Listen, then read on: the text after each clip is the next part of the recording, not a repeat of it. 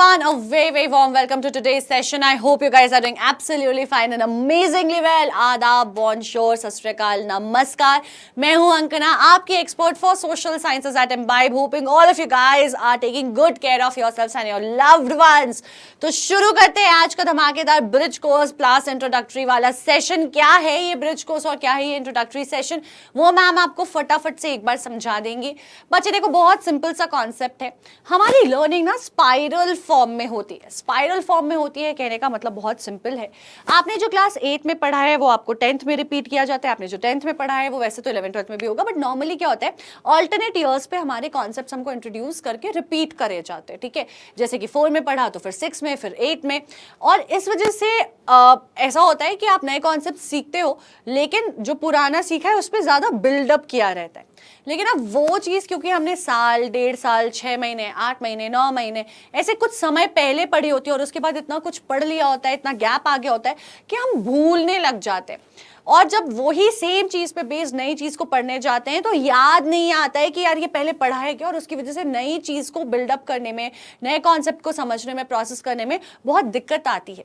ठीक है, तो जब तक आपका फंडामेंटल स्ट्रांग नहीं होगा, जब तक बेस स्ट्रांग नहीं होगा, उसके ऊपर बिल्डिंग कैसे बनेगी, नहीं बनेगी. तो इसलिए जरूरी है कि हम पुराने कॉन्सेप्ट्स को कर ले revise, and that's exactly what we are going to do today. Bridge courses से हम पुरानी चीजें जो आपने चाहे थोड़ा सा एक्सपोजर ही क्यों ना लिया हो, क्योंकि कई बार क्या होता है कि एक छोटा सा टर्म एनसीईआरटी में कहीं दे दिया होता है और उस पे पूरे एक चैप्टर को नेक्स्ट अगले ईयर में दे दिया है.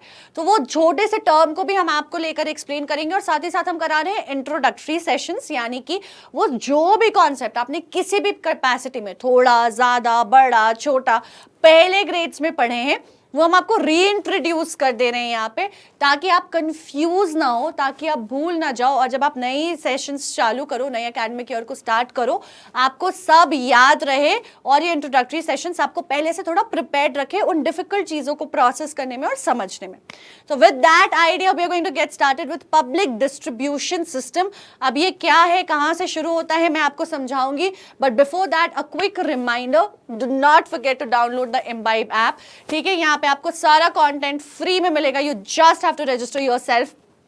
अमेजिंग एक्सप्लेनेटरी वीडियोस हैं, बहुत सारे प्रैक्टिस क्वेश्चंस हैं, टेस्ट्स हैं, ये सारी चीजें आपको मिलेंगी यहाँ पे. And if you do want to connect with us, please make sure to connect on the Telegram channel. आपके सारे फेवरेट एडुकेटर्स यहीं पे मिलेंगे आपको डायरेक्टली. एंड प्लीज रिमेंबर कि आपको यहाँ पे सिर्फ और सिर्फ हमसे कनेक्ट करनी नहीं मिल रहा है, जो भी सेशंस हो रही हैं उसकी अनाउंसमेंट्स, जो भी इंपॉर्टेंट अपडेट्स हैं, जो भी इंपॉर्टेंट अनाउंसमेंट्स हैं apart from the session announcements, वो सब आपको मिलेगा. क्योंकि कई बार यूट्यूब भूल जाता है यार हमको बताना कि सेशन हो रहा है, होने वाला है. प्लस आप देख सकते हो कि हम क्विज क्वेश्चंस भी देते हैं, तो हर दिन कुछ नया सीखने को, करने को मिलेगा हर एक सब्जेक्ट से related. So make sure to be a part of this channel. And now we are going to get started and talk about public distribution system. अब ये क्या है पब्लिक डिस्ट्रीब्यूशन सिस्टम और फूड सिक्योरिटी इन इंडिया क्या है वो थोड़ा सा समझ लेते हैं.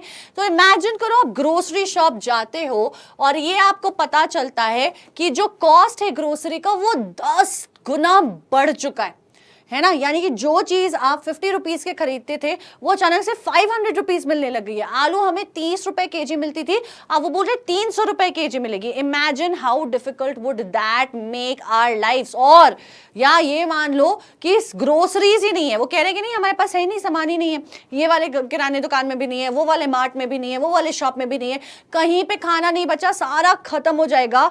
ये कितना बड़ा नाइटमेयर होगा हमारे लिए, ये कितनी बड़ी मुश्किल होगी. और ये नाइटमेयर एक्चुअली एक बार इंडिया में हम फेस कर चुके हैं इन द ईयर ऑफ 1943, जब इंडिया ने द ग्रेट बंगाल फमीन फेस किया था. शॉर्टेज ऑफ फूड, खाना था ही नहीं कहीं, और जो था उसके प्राइसेस स्काई रॉकेट कर चुके थे. सो ऐसी सिचुएशन में हम ना पड़े कि प्राइसेस जो है इतनी ज़्यादा स्पाइक अप कर जाए, या तो खाना ख़त्म हो जाए, लोग भूखे होने लग जाए. इसके लिए क्या करना चाहिए, सिचुएशन को हम कैसे अवॉइड कर सकते हैं, या कैसे 1943 से हम ब्लेस्ड रहे कि आगे फिर इस सिचुएशन में हम नहीं पड़े. That's what we are going to understand today. So let's quickly have a look at the topics that we are going to talk about. We are going to talk about the public distribution system, the need for the PDS, the public distribution system. We are going to talk about the elements of it, and then we'll also do some criticism of the system कि इसमें क्या problem है, क्या बुराई है, क्या अच्छा है, क्या भला है. ये सब करेंगे डिस्कस। तो पब्लिक डिस्ट्रीब्यूशन सिस्टम क्या होता है बच्चे? अगर हम कह रहे हैं कि कहीं कभी खाना पूरा खत्म हो गया था, लोगों के पास कुछ नहीं था, प्राइसेस बहुत हाई हो गई थी, लोग मर रहे थे, स्टार्व कर रहे थे, तो आखिर कुछ ना कुछ उस देश की सरकार ने, वहां के रूलर्स ने किया होगा फिगर आउट, और इस बड़े इंसिडेंट से लर्निंग्स ली होगी बहुत सारी, and that exactly is what has happened. और फिर स्टैब्लिश हुई public distribution system as per the food security insurance of India. अब क्या होता है, जब कोई भी एक देश है, ठीक है, to be very honest, not just a democratic country but even a country which is let's say a dictatorship, a monarchy, इससे फर्क नहीं पड़ता किस तरह का देश, वहां की जो सरकार होती है, वहां का जो रूलर होता है, उसकी जिम्मेवारी और रिस्पॉन्सिबिलिटी होती है टू इंश्योर कि वहाँ के जो लोग हैं वो किसी भी आपदा के वक्त, किसी भी हैफिजर्ड, किसी भी डिजास्टर, किसी भी मिस हैपनिंग के वक्त भूखे ना रहें, उनके लिए खाना रहे। जैसे कि कई बार जो है आपका हार्वेस्ट फेलियर हो जाता है, जो कल्टीवेशन की गई है, जो खेती बाड़ी की गई है, वो फेल हो गई, ठीक है। हमने सोचा था कि 200 केजी या 2000 टन केजी जो है हम गेहूं प्रोड्यूस करेंगे, हार्वेस्ट फेल हो गया और इस बार सिर्फ 50 आपका जो केजी टन है, 50 टन जो है उतना हम प्रोड्यूस कर पाए हैं गेहूं। अब क्या हो गया, ये 1/4 प्रोड्यूस हुआ of what usually gets produced. तो अब ऐसे केस में जो पूरी पॉपुलेशन है उसको नहीं मिलेगा खाना, तो क्या लोग भूखे मरेंगे? या फिर इस वीट को जो हम 25 रुपए केजी खरीदते थे, हम 75 रुपए केजी खरीदने लग जाएंगे? क्या ये सारी प्रॉब्लम्स हमें जूझना पड़ेगा? और ऐसा बहुत बार हो सकता है क्योंकि नेचर अनप्रेडिक्टेबल है, बहुत सारे मेजर रीजंस की वजह से हार्वेस्ट फेलियर हो जाता है, या बहुत सारे इश्यूज आ जाते हैं, या जितना प्रोडक्शन हम एंटिसिपेट करते हैं उतना प्रोडक्शन नहीं होता है। तो क्या लोगों को सफर करना चाहिए, खाना नहीं मिलना चाहिए, बहुत सारे प्राइसेस पे करने पड़ेंगे, लड़ाई होगी, राइट्स होंगे फूड के ऊपर? इन सारे सिचुएशन को अवॉइड करने के लिए हर एक गवर्नमेंट एक शील्ड बनाकर चलती है, जो कि इंश्योर करने के लिए होता है food security in the nation. तो फूड सिक्योरिटी इंडिया में भी है। फूड सिक्योरिटी का मतलब यही है कि फूड सिक्योर करके रखना पॉपुलेशन के लिए, जब ऐसे वर्स्ट केस सिनेरियोज अकर करते हैं तब, ठीक है। तो गवर्नमेंट रेगुलेट करती है एक पब्लिक डिस्ट्रीब्यूशन सिस्टम। तो नाम से समझ आ रहा है कि एक डिस्ट्रीब्यूशन सिस्टम बनाया गया, एक सिस्टम बनाया गया है डिस्ट्रीब्यूट करने के लिए खाना, लोगों में बांटने के लिए खाना, जो इंश्योर करेगी कि सबके पास खाना पहुंच रहा है। लेकिन हम तो अभी कह रहे थे कि फूड सिक्योरिटी का पर्पस यह है कि सबको खाना मिले, खास करके वर्स्ट केस सिनेरियोज में। तो ये पीडीएस रोजमर्रा की जिंदगी में क्या करती है अगर नहीं आती है कोई ऐसे डिजास्टर? तो बच्चे, पीडीएस का जो पर्पस है और जो फूड सिक्योरिटी का purpose is not just to ensure availability of food in case of such hazards and disasters, but also to ensure कि जो लोग गरीब हैं, जो लोगों के लिए एक्सेसिबिलिटी टू फूड इजीली नहीं हो पाती है, उनके पास भी खाना पहुंचे। यानी कि देश में जो भी नागरिक है, चाहे जो भी सिनेरियो हो, नॉर्मल हो, सुनामी आ जाए, आंधी आ जाए, तूफान आ जाए, गरीबी आ जाए, रिसेशन आ जाए, खाना लोगों के पेट में जा रहा हो, इसको इंश्योर करने के लिए एक चैनल बनाया गया, एक सिस्टम, एक स्ट्रक्चर, जिसको हम पीडीएस कहते हैं। तो गवर्नमेंट इसके तहत क्या करती है? राशन शॉप्स खोलती है। तो आपने लोगों को के पास देखा होगा राशन कार्ड होता है, और वो राशन कार्ड सबके पास नहीं होता है, एक सर्टेन लिमिट के अंडर आपकी इनकम होनी चाहिए। क्यों मिलता है राशन कार्ड वहां पे? क्योंकि अगर माना जाता है कि आप 25,000 रुपए कमा रहे हो महीने के, तो आप वैसे भी खाना खरीदना कहीं बाहर से जो महंगे रेट्स पे थोड़े मिलते हैं, जहां पे लोग अपना प्रॉफिट लेकर खाना बेचते हैं, आप अफोर्ड कर पाओगे।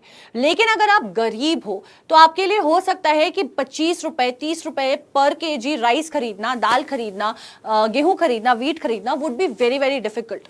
तो राशन कार्ड एक सर्टेन अर्निंग के नीचे दिया जाता है उन लोगों को जिन्हें लगता है कि टू इंश्योर कि वो उनके लिए खाना खरीदना थोड़ा डिफिकल्ट होगा, तो उनको सब्सिडाइज रेट पे, कम किए गए रेट पे, गवर्नमेंट रैशनलाइज रेट पे खाना जो है, अनाज जो है, फार्मर्स से खरीद करके सेल किया जाता है by the government in the ration shops. उन राशन शॉप्स पे, उन ग्रोसरी शॉप्स पे जो गवर्नमेंट के द्वारा रन किया जाता है।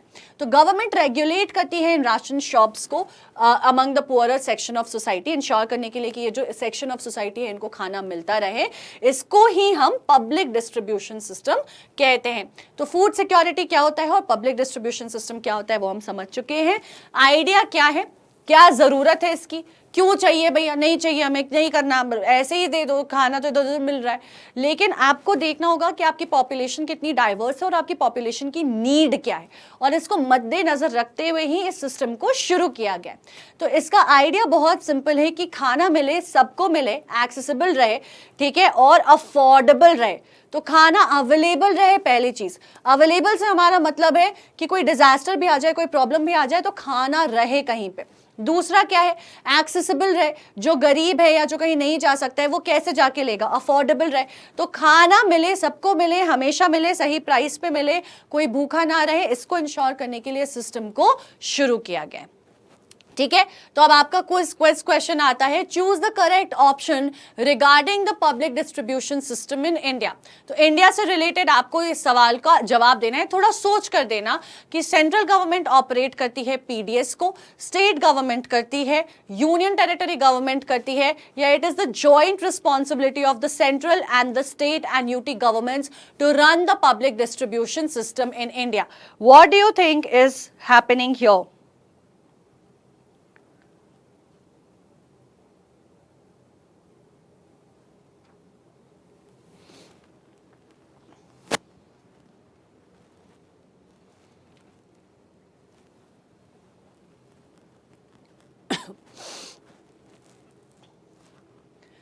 सो गाइज, यहाँ पे हम बहुत बेसिक लेवल पे गेस भी कर सकते हैं। अगर आपको लगता है कि यार अभी तक तो हमें समझ नहीं आया, सरकार तो करती है लेकिन कौन सी करती होगी, सेंट्रल करती होगी, स्टेट करती होगी, यूनियन टेरिटरी करती होगी।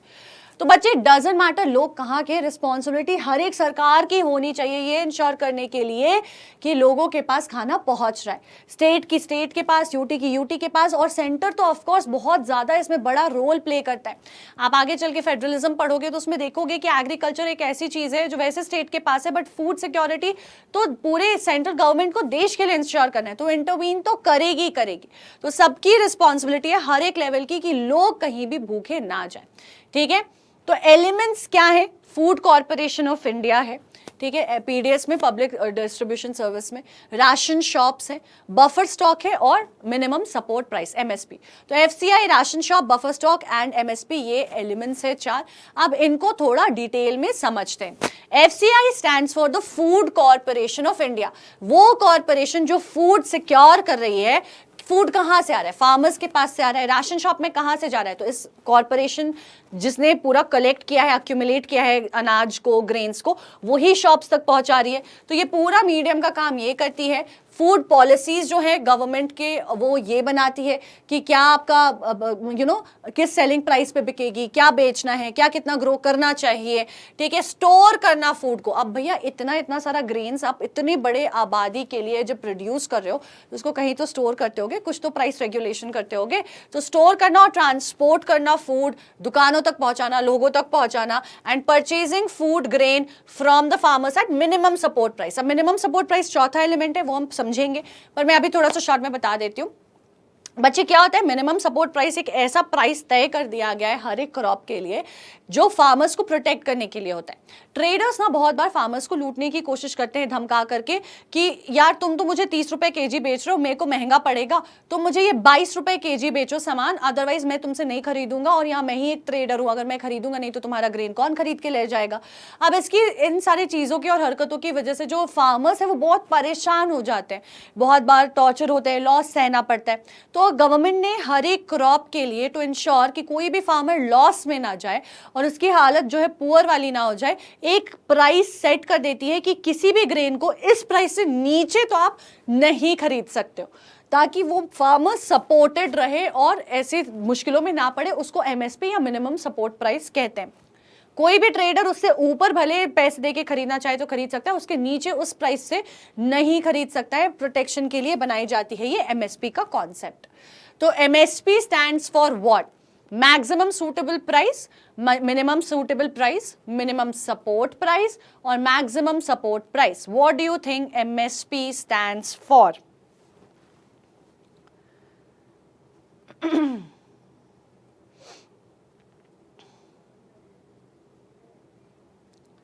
ओके गाइस, तो सूटेबल प्राइस तो कुछ नहीं है, हमने अभी देखा कि सपोर्ट करने के लिए, फार्मर्स को प्रोटेक्ट करने के लिए बनाई जाती है। तो मैक्सिमम वुडंट मेक सेंस कि मैक्सिमम इससे ज्यादा मत करो भाई, जिसको जितने पैसे देने हैं वो उतने पैसे दे सकता है। What we are going to do is we are going to look at the minimum support price. So the price which we have to consider is going to be the minimum support price for anyone. तो farmers को protect करने के लिए जो use की जाती है वो होती है मिनिमम सपोर्ट प्राइस, ठीक है। तो क्या होता है आइडिया कि इससे कम पैसे नहीं होंगे ताकि फार्मर्स प्रोटेक्टेड रहें, और सपोर्ट करने के लिए किया जाता है ताकि कोई उनको लूट कर ना जाए। ये प्री अनाउंस कर दी जाती है बाय गवर्नमेंट, कोई इससे कम में खरीदने की कोशिश करे तो फार्मर्स जाकर के उसके लिए कंप्लेन कर सकते हैं। तो एमएसपी हो गया वो मिनिमम प्राइस जो गवर्नमेंट सेट करती है एग्रीकल्चरल प्रोडक्ट्स के लिए। फूड कॉर्पोरेशन ऑफ इंडिया इसी प्राइस पे जो है आपका ग्रेन्स बाय करता है, which is higher than the market price. तो मार्केट प्राइस में नॉर्मली जो ट्रेडर्स वगैरह है वो कम प्राइसेस पे करने की कोशिश करते हैं खरीद बिक्री। एमएसपी जो गवर्नमेंट है वो फार्मर्स को बेटर सपोर्ट करने के लिए सेट करती है ताकि वो प्रोटेक्टेड रहे, ज्यादा पैसे कमा सके और ज्यादा बेटर वैल्यू फॉर गुड्स उन्हें मिल सके। बिकॉज फार्मर्स की कंडीशंस भी हमें इंडिया में पता है काफी अच्छी नहीं है, स्पेशली बिकॉज ट्रेडर्स वगैरह क्या करते हैं, कम में उनको किसी तरीके से सामान खरीद के कोशिश करते हैं कि जो बुद्धू है बना दे, ठीक है, उनको चीट कर ले और उसी सामान को ज्यादा मार्केट में बेच करके खुद ज्यादा प्रॉफिट कमाएंगे, ठीक है। फिर आता है बफर स्टॉक। बफर स्टॉक क्या होता है, स्टॉक क्या बफर, दोनों ही चीज जब आप रिजर्वेशन में सामान रखते हो, ठीक है, कि आगे इस्तेमाल करेंगे, बफर के लिए रखते हो कि भैया जब जरूरत पड़ेगी तब इसको यूज करेंगे as an alternative, as an extra option, that is what we are talking about as buffer stock.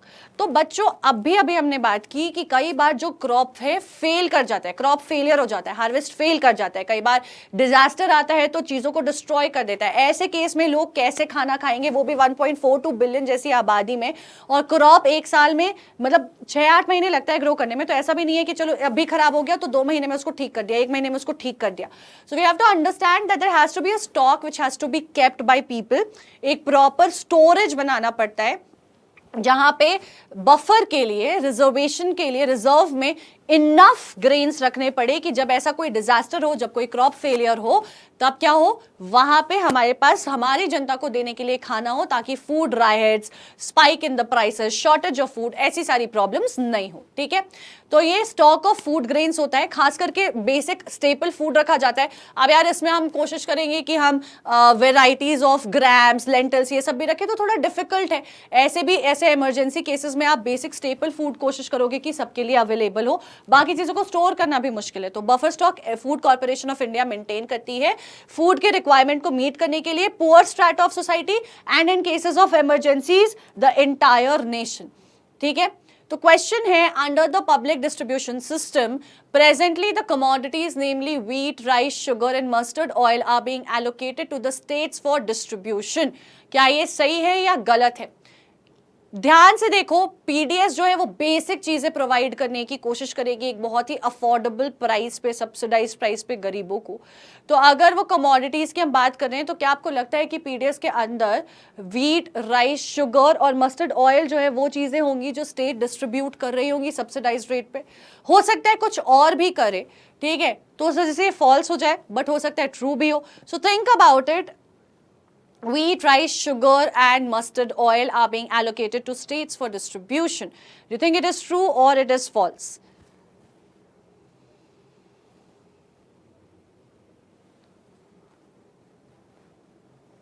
And let's get back in 3, 2, 1 and 0। देखो यहाँ पे दाल की कमी तो बिल्कुल लग रही है, ठीक है, तो दाल की कमी होने की वजह से this entirely will not be true, right? So we have this as false। बच्चे स्टेपल फूड आपको प्रोवाइड किया जाता है, आपको हर एक चीज जो है बेसिक नेसेसिटी, बैलेंस डाइट के लिए गरीबों को जो चाहिए वो मिलता है। तो व्हीट, राइस, शुगर, केरोसिन होते हैं, साथ में लेंटिल्स भी होते हैं, ठीक है। तो स्टेट और यूटीज डिस्ट्रीब्यूशन के लिए इसको यूज करती है। Then finally we have the ration shops. यही वो दुकानें हैं जो अल्टीमेटली वो मीडियम ऑफ एक्सचेंज बनती है, कनेक्टिविटी बनती है विद द पीपल। तो ये वो शॉप्स है जो फेयर प्राइस शॉप्स के नाम से जाने जाते हैं, यानी कि बहुत कम रेट्स पे, बहुत ही अफोर्डेबल रेट्स पे, बहुत ही फेयर रेट्स पे ये फूड को प्रोवाइड कराते हैं आपके बाकी गरीबों के लिए, लोगों के लिए, और इन शॉप्स के थ्रू ही हम क्या करते हैं, ग्रेन्स डिस्ट्रीब्यूट करते हैं। अब देखो गवर्नमेंट ऐसा तो करेगी नहीं ना कि ट्रक लेके चली गई कहीं पे पार्क कर दिया और बोला चलो भैया आके ले जाओ। तो ऐसे गवर्नमेंट ने अपने राशन शॉप्स खोल रखे हैं। उन शॉप्स में सब्सिडाइज रेट पे आपको ये सारे सामान मिलते हैं, जहाँ पे लोग अपना कार्ड लेकर जाते हैं जो वेरीफाई करके बनाया जाता है कि आपकी कमाई कितनी है, आप बिलो पॉवर्टी लाइन हो कि नहीं, आप अंडर मतलब आपका पुअर सोसाइटी को बिलोंग करते हो, do you need this support from the government और नॉट। ठीक है, वहां पे लोग कार्ड जाकर लेते जाते हैं और फिर वहां पे फूड ग्रेन, शुगर, केरोसिन ये सब खरीद सकते हैं अपने कार्ड को दिखाकर बहुत ही अफोर्डेबल कम रेट्स पे। राशन शॉप्स जो है पूरे देश में इसीलिए सेट किए गए हैं। प्रॉब्लम क्या है अब यहाँ पे, क्रिटिसिज्म की अगर बात करें, प्रॉब्लम्स की बात करें, तो बच्चे एफसीआई गोडाउन्स जो हैं उनमें बहुत इश्यूज आ रहे हैं। Excuse me. So FCI godowns में क्या प्रॉब्लम है, एफसीआई गोडाउन्स बन तो गए हैं, उसमें ग्रेन्स जो है हमने भर भर के रख भी दिया है, लेकिन वो वहाँ पे ग्रेन्स ओवरफ्लो करते रहते हैं। यानी कि कोई रेगुलेशन नहीं है कि इतना रखना चाहिए, जो पुराने ग्रेन्स है उसको निकाल दो, जो नए ग्रेन्स है उससे रीफिल कर दो। वहाँ पे प्रॉपर मेंटेनेंस नहीं होती है, तो कई बार जो है सामान सड़ कर फिक जाता है, कई बार रैट्स आकर के खा लेते हैं। तो प्रॉपर रेगुलेशन नहीं हो रही है, वेस्टेज हो रहा है, कोई अंडरस्टैंडिंग नहीं है, कोई प्रॉपर अकाउंटिंग नहीं है। Lot of times grains are being wasted and in huge amounts. So we'll dwell into more depth about this, but for today that was public distribution system for you. So let's quickly summarize. We have understood that PDS एक government sponsored chain है shops का, entrusted with the work of distributing basic food and non-food commodities to the poor strata of the society at very cheap prices. तो affordable rates पे food corporation के under आता है ये, जो कि एमएसपी भी डिसाइड करती है in order to protect and support the farmers. It helps the farmers by buying their food grains and other kinds of foods by minimum purchase price. Ration card और आपका राशन शॉप्स और buffer stock उसका एक बहुत बड़ा दूसरा element है. जिन लोगों के पास राशन कार्ड होता है वो इन राशन शॉप से फेयर प्राइस पे जा करके ले सकते हैं, परचेज कर सकते हैं food grain, sugar, kerosene from these places. Now of course you have to have the ration card to show that you need the subsidized rates to buy and afford the grains. ठीक है, so with this a quick reminder, please make sure to check out the Imbibe app. इस app पे आपको सारे जो है concepts मिल जाएंगे, detail videos मिल जाएंगे. आप जितना ज़्यादा प्रैक्टिस करोगे आपके लिए उतना बेहतर होगा. And also make sure that इसमें ये फ्री है, तो टेस्ट्स ले लेना, प्रैक्टिस क्वेश्चंस कर लेना, सिर्फ रजिस्टर करना है अपने आप को. एक्सप्लोर करने में तो कुछ भी नहीं जाता है. और हमसे डायरेक्टली कनेक्ट करना है तो this is the Telegram channel. Stay connected with us. Do not forget to like the video, share the video with your friends, subscribe to the channel and do tell me the comment section how did you like this session. बहुत जल्दी I am gonna do an ask me anything session. This is upcoming days. In these upcoming days आपको form मिल जाएगा, तो subscribe कर लो, अपने questions उस form में डाल देना. I will answer your question. So I will see you then and there. तब तक hasta la vista, bye bye, ciao. I hope you guys stay safe, take good care of yourself and your loved ones, and guys, till the next time, keep imbibing. Keep imbibing. We believe in you.